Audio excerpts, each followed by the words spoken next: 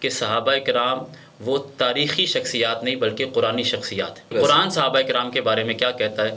تو جا بجا قرآن مجید میں بارہا جو تعریف ہوئی ہے وہ صحابہ کرام کی، اور ہم اہل سنت، چاہے وہ بریلوی ہے، چاہے دیوبندی ہے، چاہے اہل حدیث ہے، تمام کا اس بات پر اتفاق ہے کہ تمام صحابہ ہی فضیلت والے، سارے صحابہ فضیلت والے، اور افضلیت یہ دو الگ الگ چیز۔ حضرت ابوبکر تمام صحابہ سے افضل، کہ حضرت ابوبکر وہ ہیں کہ جو سب سے پہلے ایمان قبول کرنے۔ حضرت ابوبکر کا نبی علیہ الصلوۃ والسلام کے ساتھ جو تعلق تھا وہ حضور کی نبوت کے اعلان سے پہلے سے تھا۔ جی، تو جیسے ہی حضور علیہ الصلوۃ والسلام نے یہ بات حضرت ابوبکر کے سامنے رکھی کہ اللہ تعالیٰ نے مجھے نبوت کے لیے چن لیا ہے، تو میں نبی بنا کر بھیجا گیا ہوں، تو حضرت ابوبکر نے فوراً اس کی تصدیق کی۔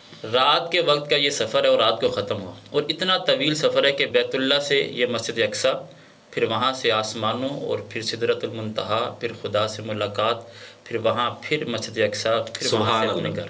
تو کچھ مشرکین جن میں ابو جہل بھی تھا وہ بھاگتے ہوئے حضرت ابوبکر کے پاس گئے اور جا کر کہا کہ اے ابوبکر تم یہ بتاؤ کہ اگر کوئی شخص یہ کہے کہ میں رات کو مسجد حرام سے، بیت اللہ سے مسجد اقصیٰ چلا گیا، تو کیا تم اس بات کی تصدیق کرو گے؟ اور حضرت ابوبکر سے یہ بھی کہا کہ تم جا چکے ہو، تمہیں پتہ ہے کہ وہاں کتنا ٹائم لگے گا؟ تو حضرت ابوبکر نے فرمایا کہ نہیں، ایسا ناممکن ہے کہ کوئی شخص رات کو جائے اور رات کو واپس آ جائے۔ تو پھر انہوں نے بڑے خوش ہو کر کہا کہ تمہارے دوست محمد نے یہ دعویٰ کیا ہے صلی اللہ علیہ وسلم۔ تو حضرت ابوبکر نے فوراً کہا کہ اگر محمد مصطفیٰ نے یہ دعویٰ کیا ہے تو ابوبکر اس بات کی تصدیق۔ السلام علیکم ناظرین، آج ہمارے ساتھ موجود ہیں مولانا ابوبکر طاہر صاحب، جو کہ جامعۃ الرشید کراچی سے تعلیم حاصل کی ہے جنہوں نے، اور مولانا ضیاء الرحمن فاروقی جو کہ ایک بڑا نام ہے، ان کے بھتیجے ہیں۔ آئے ان سے بات کرتے ہیں اور ہاٹ ٹاپک آپ کے سامنے رکھیں گے، اور جوابات میں آپ کو بڑا کچھ سیکھنے کو ملے گا۔ السلام علیکم۔ وعلیکم السلام ورحمۃ اللہ۔ حافظ مولانا، پہلے مجھے بتائیں کہ آپ کو حافظ کہوں کہ مولانا کہوں؟ مجھے صرف ابوبکر کہتے ہیں۔ ابوبکر کہتے ہیں۔ ابوبکر صاحب، مجھے آپ یہ بتائیں کہ آپ کا ضیاء الرحمن فاروقی صاحب کے ساتھ کیا رشتہ ہے؟ ضیاء الرحمن فاروقی شہید رحمۃ اللہ علیہ وہ میرے تایا جان ہیں۔ ٹھیک ہے۔ میرے والد صاحب انجینئر طاہر محمود، وہ فاروقی صاحب سے چھوٹے ہیں۔ وہ ان سے چھوٹے ہاں، ہیں؟ چھوٹے بھائی ہیں۔ اور کس نمبر پر آتے ہیں وہ فاروقی صاحب 6 بھائی ہیں۔ ٹھیک ہے۔ تو سب سے بڑے ہیں علامہ طارمن شہباز، جی، وہ بھی بہت بڑا نام تھا۔ ٹھیک ہے۔ پھر دوسرے نمبر پر فاروقی صاحب ہیں علامہ ضیاء الرحمن فاروقی شہید، پھر تیسرے نمبر پر الحاج فارمان بخاری، پھر چوتھے نمبر پر حاجی محمد طیب، اور 5ویں نمبر پر میرے والد صاحب آتے ہیں انجینئر طاہر محمود، اور پھر چھٹے بھائی فاروقی صاحب کے وہ حاجی عابد ان کا نام ہے۔ ٹھیک ہے۔ آپ چونکہ ایک جماعت کے ساتھ بھی آپ کی وابستگی ہے، ہم کئی ٹاپکس جو ہیں، ہم پبلک کے لیے کوئی ٹاپک ہوتا ہے جو ہاٹ ٹاپک چل رہا ہوتا ہے ٹرینڈنگ میں، تو آج کل جو ہے حضرت ابوبکر صدیق رضی اللہ عنہ کے بارے میں جو ہے وہ کافی باتیں چل رہی ہیں۔ ان چیزوں کے بارے میں آپ سے کچھ جاننا چاہوں گا۔ آپ مجھے بتائیں گے حضرت ابوبکر صدیق رضی اللہ عنہ کہ جو سیرت اور اخلاق ہے ان کے، اس کے بارے میں کیا بیان کریں؟ حضرت ابوبکر صدیق رضی اللہ تعالیٰ عنہ 22 جمادی الثانی یہ ان کا یوم وصال ہے، اور ابھی تقریباً 2 دن باقی ہیں اور 22 جمادی الثانی آنے والا ہے۔ اور واقعتاً اس وقت سوشل میڈیا پر جو سب سے زیادہ گفتگو ہے وہ اسی عنوان پر ہے، حضرت ابوبکر صدیق کے حوالے سے۔ حضرت ابوبکر صدیق رضی اللہ تعالیٰ عنہ کی سیرت اور فضیلت اور ان کی منقبت کے کیا کہنے کہ یہ واحد صحابی ہیں کہ جن کے بارے میں حضور علیہ الصلوۃ والسلام کا فرمان ہے کہ ابوبکر کے مجھ پر اور اسلام پر اتنے احسانات ہیں کہ میں اس کا بدلہ اس دنیا میں نہیں دے سکا، میں اس کا بدلہ جنت میں دوں۔ حضرت ابوبکر صدیق رضی اللہ عنہ کے بارے میں کہ وہ باقی صحابہ کرام سے افضل کیسے ہیں، اس بارے میں آپ کیسے بیان کریں گے؟ سب سے پہلے تو میں صحابہ کرام کے حوالے سے آپ سے 2 باتیں عرض کرنا چاہتا ہوں کہ صحابہ کرام، عام طور پر صحابہ کرام کے بارے میں جو ہمارا کانسیپٹ ہے جی، وہ یہ ہے کہ صحابہ کرام کے بارے میں جب ہم پڑھتے ہیں تو فلاں کتاب میں فلاں تاریخ کی کتاب ہے، فلاں عالم نے یہ بات کہہ دی ہے۔ اصل میں جب ہم صحابہ کرام کے بارے میں کوئی چیز دیکھیں گے تو ہمیں ایک بات ہمیشہ یہ یاد رکھنی چاہیے کہ صحابہ کرام وہ تاریخی شخصیات نہیں بلکہ قرآنی شخصیات ہیں۔ بالکل۔ کہ جب اب ہم قرآن صحابہ کرام کے بارے میں پڑھیں گے یا صحابہ کرام کو سمجھیں گے تو ہم قرآن سے سمجھیں گے کہ قرآن صحابہ کرام کے بارے میں کیا کہتا ہے. تو جا بجا قرآن مجید میں بارہا جو تعریف ہوئی ہے وہ صحابہ کرام کی، وہ اتنی زیادہ ہے کہ اس کو اگر آپ بیان بھی کریں تو وہ کم ہے.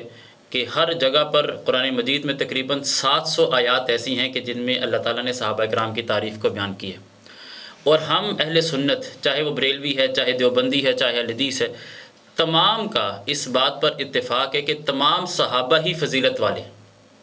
لیکن تمام صحابہ میں جو سب سے زیادہ افضل ہیں وہ حضرت ابو بکر ہیں.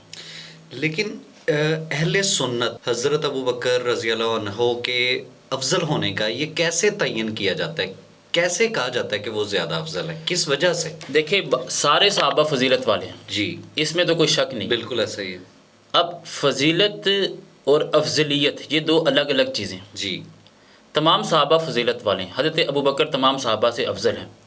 اب اس میں یہ دیکھا جائے گا کہ حضرت ابو بکر میں کون سی ایسی چیزیں ہیں کہ کون سی ایسی خوبیاں ہیں، کون سی ایسی خوبیاں ہیں کہ جس بنیاد پر حضرت ابو بکر کو تمام صحابہ سے افضل کہا جاتا ہے، افضل قرار دے دیا گیا. لیکن اس کا اگر آپ اسے ڈیفائن کریں تو کیسے کریں گے؟ اب یہ دیکھیں کہ سب سے پہلے یہ دیکھا جائے کہ حضرت ابو بکر وہ ہیں کہ جو سب سے پہلے ایمان قبول کرنے والے. جی، نبی علیہ الصلوۃ والسلام کا فرمان ہے کہ جب اللہ تعالیٰ نے مجھے نبوت عطا فرمائی، میں نے جب نبوت کا اعلان کیا تو میرے اپنوں نے میری تکذیب کی، لیکن جیسے ہی میں نے ابو بکر کے سامنے اس بات کا اظہار کیا تو ابو بکر نے فوراً میری تصدیق کی. تمام صحابہ میں حضرت ابو بکر رضی اللہ عنہ نے حضور پاک صلی اللہ علیہ وسلم کی جب انہوں نے تصدیق کی تو وہ تصدیق کرنے کی وجہ کیا تھی سر؟ تصدیق کرنے کی وجہ یہی تھی کہ وہ حضور علیہ الصلوۃ والسلام کو سچا مانتے تھے. محبت کی وجہ سے، ان کے اخلاق اور ان کے حسن اخلاق، جیسے کہا جاتا ہے کہ حضور پاک صلی اللہ علیہ وسلم نے جو بھی کہا، ان سے نسبت سے جو بھی کہا گیا وہ سچ ہے. ان کی نسبت بھی اگر کوئی دے بیان کرے کوئی بعد میں بھی تو وہ کہتے ہیں کہ سچ ہے. تو کیا ان کے ساتھ محبت زیادہ تھی یا وجہ یہ تھی کہ انہوں نے کوئی ایسی چیز دیکھی تھی؟ حضرت ابو بکر کا نبی علیہ الصلوۃ والسلام کے ساتھ جو تعلق تھا وہ حضور کی نبوت کے اعلان سے پہلے سے تھا. جی بالکل. اور حضرت ابو بکر حضور علیہ الصلوۃ والسلام کو پہلے سے جانتے تھے، ان کے کردار سے ان کے سیرت سے، ان کے صبح و شام سے حضرت ابو بکر واقف تھے. اور وہ یہ جانتے تھے کہ یہ محمد صلی اللہ علیہ وسلم ایک ایسی شخصیت ہیں کہ جنہوں نے زندگی میں کبھی جھوٹ نہیں بولا. بالکل. یہ صرف ابو بکر نہیں بلکہ تمام وہاں مکہ کے رہنے والے یہ جانتے تھے. ان کی صداقت بہت زیادہ جو ہے مشہور تھی. تو جیسے ہی حضور علیہ الصلوۃ والسلام نے یہ بات حضرت ابو بکر کے سامنے رکھی کہ اللہ تعالیٰ نے مجھے نبوت کے لیے چن لیا ہے، تو میں نبی بنا کر بھیجا گیا ہوں، تو حضرت ابو بکر نے فوراً اس کی تصدیق کی. اور دوسری بات کہ صرف یہ نہیں ہے، حضرت ابو بکر رضی اللہ تعالیٰ عنہ کی کچھ خوبیاں ایسی ہیں جو کسی اور صحابی میں نہیں. مثلا سب سے پہلے حضرت ابو بکر نے ایمان قبول کیا، اور نبی علیہ الصلوۃ والسلام جب معراج کی رات گئے. میں ایک تھوڑا کنفیوز ہو رہا ہوں چیز کو لے کر. تصدیق اس معنی میں آ جاتا ہے کہ آپ نے ایک چیز دیکھی، آپ نے اس کی تصدیق کر دی. ایک چیز ہے ایمان لے آنا. آپ نے کچھ کہا، میں نے آپ کی بات کو آن کر لیا کہ اگر آپ کہہ رہے ہیں تو اس میں کوئی نہ کوئی صداقت یا یہ حقیقت ہے. تو میرے خیال سے انہوں نے آن کیا تھا اس چیز کو، نہ کہ تصدیق کہا جائے گا اسے. آپ آن کہہ لیں یا تصدیق کہہ لیں ایک ہی چیز ہے. حضرت ابو بکر رضی اللہ تعالیٰ نے نبی علیہ الصلوۃ والسلام کی جیسے ہی بات کو سنا اور آپ علیہ الصلوۃ والسلام کی نبوت کے بارے میں انہیں جب پتہ چلا تو فوراً اظہار کیا کہ واقعتاً میرا دل اس بات کی گواہی دیتا ہے کہ آپ واقعتاً اللہ کے نبی، آپ اللہ کے نبی ہیں. بالکل ایسا ہی. اور حضرت ابو بکر صدیق تمام صحابہ میں افضل ہے. اس کی کئی خوبیاں ہیں، کئی صفات ہیں، کئی وجوہات کی بنا پر. جو پوائنٹ آؤٹ کرنے والی وجوہات ہیں وہ آپ ذرا بیان کریں. آپ یہ دیکھیں کہ معراج کی رات جب نبی علیہ الصلوۃ والسلام آپ معراج پر گئے تو یہ ایک طویل ترین اس دنیا کا، اس کائنات کا طویل ترین سفر ہے جو سب سے قلیل مدت میں طے ہوا ہے. سب سے لمبی ملاقات. ہاں، رات کے وقت کا یہ سفر ہے اور رات کو ختم ہوا. اور اتنا طویل سفر ہے کہ بیت اللہ سے یہ مسجد اقصیٰ، پھر وہاں سے آسمانوں، اور پھر سدرۃ المنتہا، پھر خدا سے ملاقات، پھر وہاں پھر مسجد اقصی، پھر وہاں سے اپنے گھر۔ سبحان اللہ۔ اللہ کے نبی نے صبح اس بات کا اظہار کیا کہ میں رات کو مسجد حرام سے مسجد اقصی گیا۔ اب جتنے بھی مشرکین تھے وہ اس بات کو سنتے ہی بڑے خوش ہوئے۔ اب ان کی خوشی کی وجہ کیا تھی کہ وہ یہ جانتے تھے کہ ابو بکر اگر محمد صلی اللہ علیہ وسلم کے ساتھ ہیں تو یہ ایک ہمارے پاس ایک واحد ایسا موقع ہے کہ ہم ابو بکر کے دل میں یہ خلش پیدا کر سکتے ہیں کہ تمہارے دوست نے اتنا بڑا دعویٰ کیا ہے، تو آپ بتائیں کہ کوئی اتنا بڑا دعویٰ کر سکتا ہے کہ نہیں۔ تو کچھ مشرکین جن میں ابو جہل بھی تھا وہ بھاگتے ہوئے حضرت ابو بکر کے پاس گئے اور جا کر کہا کہ اے ابو بکر تم یہ بتاؤ کہ اگر کوئی شخص یہ کہے کہ میں رات کو مسجد حرام سے بیت اللہ سے مسجد اقصی چلا گیا تو کیا آپ اس بات کی تصدیق کرو گے؟ اور حضرت ابو بکر سے یہ بھی کہا کہ تم جا چکے ہو، تمہیں پتہ ہے کہ وہاں کتنا ٹائم لگے گا۔ تو حضرت ابو بکر نے فرمایا کہ نہیں، ایسا ناممکن ہے کہ کوئی شخص رات کو جائے اور رات کو واپس آ جائے۔ تو پھر انہوں نے بڑے خوش ہو کر کہا کہ تمہارے دوست محمد نے یہ دعویٰ کیا ہے صلی اللہ علیہ وسلم۔ تو حضرت ابو بکر نے فوراً کہا کہ اگر محمد مصطفیٰ نے یہ دعویٰ کیا ہے تو ابو بکر اس بات کی تصدیق کرتا ہے۔ تو لوگوں نے کہا کہ یہ کیسے؟ تو کہا کہ میں اس سے بڑی بڑی باتوں کی تصدیق کر چکا ہوں۔ اللہ کے نبی نے فرمایا کہ مجھ پر آسمانوں سے وحی نازل ہوتی ہے، تو میں اس بات کو مان چکا ہوں کہ اللہ تعالیٰ خود مخاطب ہوتے ہیں۔ اگر پہلے آسمانوں سے بات ہوتی تھی اللہ کے نبی کی زمین پر، اور آج اللہ کے نبی زمین سے آسمانوں پر چلے گئے، تو اگر ابو بکر آسمانوں کی بات زمین سے اس کی تصدیق کر رہا ہے تو جب وہاں سے بات زمین تک پہنچ سکتی ہے تو زمین سے بات سننے والا وہاں کیوں نہیں جا سکتا؟ تو حضرت ابو بکر نے فوراً تصدیق کی، اور جب آپ پھر حضور علیہ الصلوۃ والسلام کے پاس آئے تو حضور علیہ الصلوۃ والسلام کے پاس اور بھی لوگ موجود تھے، اور جب آپ بتا رہے تھے تو لوگ سوالات کر رہے تھے کہ یہ کیسے ہو سکتا ہے، آپ کہاں گئے تھے، آپ کی وہاں کس سے ملاقات ہوئی تھی، شک و شبہات، مطلب اس میں ساری چیزیں تھیں، کچھ تعجب کی وجہ سے، کچھ تعجب، کچھ مخالفت کا فائدہ اٹھانے کے لیے۔ اور لیکن جیسے ہی حضرت ابو بکر آئے تو حضرت ابو بکر کو نبی علیہ الصلوۃ والسلام نے وضاحت دینا چاہیے، لیکن حضرت ابو بکر نے کہا کہ مجھے آپ کی کسی وضاحت ضرورت نہیں ہے، اگر آپ یہ کہہ دیں کہ میں گیا ہوں تو ابو بکر اس بات کی تصدیق کرے گا۔ اس وقت نبی علیہ الصلوۃ والسلام نے فرمایا کہ اے ابو بکر تم ابو بکر نہیں بلکہ ابو بکر صدیق ہو۔ ابو بکر صدیق ہو۔ تو حضرت ابو بکر نے سب سے پہلے تصدیق کی۔ پھر آپ یہ دیکھیں کہ جب ہجرت کا وقت تھا تو نبی علیہ الصلوۃ والسلام نے کسی اور کا انتخاب نہیں کیا، حضرت ابو بکر کا انتخاب کیا۔ اس وقت حالات ایسے تھے کہ کسی پر اعتبار بھی نہیں کیا جا سکتا تھا، نہ اپنوں پر نہ پرایوں پر، لیکن نبی علیہ الصلوۃ والسلام نے اس وقت میں اگر سب سے زیادہ کسی پر اعتماد کیا تو وہ حضرت ابو بکر۔ حضرت ابو بکر کے ساتھ نبی علیہ الصلوۃ والسلام نے ہجرت فرمائی، اور پھر وہ 3 راتیں جو غار ثور میں مسلسل حضرت ابو بکر نے نبی علیہ الصلوۃ والسلام کے چہرے کا دیدار کیا بغیر کسی رکاوٹ کے، یہ حضرت ابو بکر کی فضیلت کو اور بڑھا دیتا ہے۔ اور پھر اسی طرح ہر موقع پر حضرت ابو بکر نبی علیہ الصلوۃ والسلام کے ساتھ کھڑے رہے۔ اور سب سے بڑی بات کہ آخر میں جب نبی علیہ الصلوۃ والسلام کا وصال قریب تھا اور آپ کی طبیعت ناساز تھی، تو اس وقت حضور علیہ الصلوۃ والسلام نے حضرت ابو بکر کے بارے میں فرمایا مرو ابا بکر فلیصلی بالناس، کہ میرے مصلی نبوت پر اگر کوئی امامت کے لیے اہل ہے تو وہ ابو بکر ہے۔ حضور پاک صلی اللہ علیہ وآلہ وسلم کے بعد کون ایسا خاص تھا جنہیں خلافت سونپی گئی یا جنہیں خلافت ملنی چاہیے تھی؟ تو اس بات کی تصدیق کیسے ہوتی ہے کہ حضرت ابو بکر صدیق رضی اللہ عنہ جو ہیں اس کے قابل تھے؟ حضرت ابو بکر صدیق کیسے قابل تھے یہ تو قرآن بھی بتاتا ہے اور نبی علیہ الصلوۃ والسلام کا فرمان بھی بتاتا ہے۔ میں وہی آپ سے جاننا چاہ رہا ہوں، وہی میں آپ کو بتا رہا ہوں، اس سے ہم کیسے جو ہے ڈیفائن کر سکتے ہیں یا لوگوں کو بتا سکتے ہیں؟ دیکھیں حضور علیہ الصلوۃ والسلام کی موجودگی میں آپ علیہ الصلوۃ والسلام کا حضرت ابو بکر کے لیے یہ فرمانا کہ میرے مصلی پر ابو بکر کو کھڑا کیا جائے، اس میں اس بات کی طرف اشارہ ہے کہ میرے بعد بھی اگر کوئی مسلمانوں کی امامت کرے گا، میرا جو خلیفہ ہوگا، جانشین ہوگا، وہ ابو بکر ہی ہوگا۔ اور حدیث مبارکہ کا مفہوم ہے کہ نبی علیہ الصلوۃ والسلام سے پوچھا گیا کہ آپ بتائیے کہ آپ کے بعد آپ کا جانشین کون ہوگا؟ تو نبی علیہ الصلوۃ والسلام نے فرمایا کہ میں واضح طور پر اس کا اعلان نہیں کرتا، لیکن میرا یہ دل گواہی دیتا ہے کہ میری امت ابو بکر کے علاوہ کسی اور کو جانشین نہیں بنائے گی۔ آپ یہ دیکھیں حضور علیہ الصلوۃ والسلام کے وصال کے بعد ایک معاملہ پیش آ گیا.